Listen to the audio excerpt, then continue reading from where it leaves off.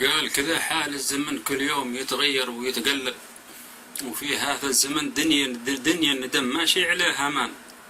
من الأوطان خلتنا أشهر وسنين نتغرب، وتصبح في الوطن غربة، وفي الغربة لنا أوطان، وفي الغربة برغم القهر لكن صارت المطلب، وصارت أمنية لأهل القراء والبدو والحضران. وفي الغربة غبي كل من يظن نفسه معه مكسب، ولو راجع ودقق في حساباته ضوى خسران. وفي الغربة غبي كل من يظن نفسه معه مكسب، ولو راجع ودقق في حساباته ضوى خسران. وأولها خسارة عمر في فرقة محب يذهب، ولا قضاع في الغربة ما عاد يرجع كما ما كان.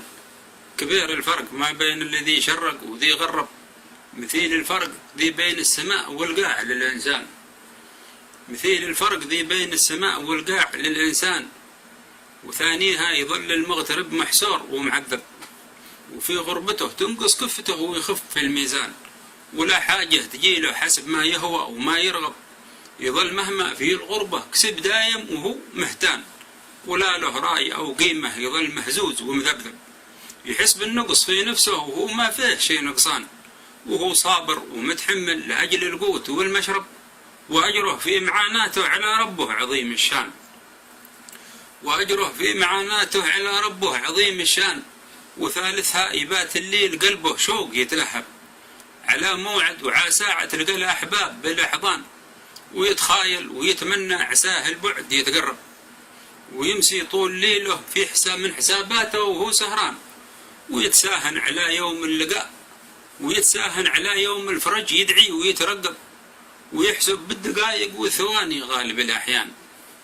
ويتساهن على يوم الفرج يدعي ويترقب، ويحسب بالدقائق والثواني غالب الأحيان.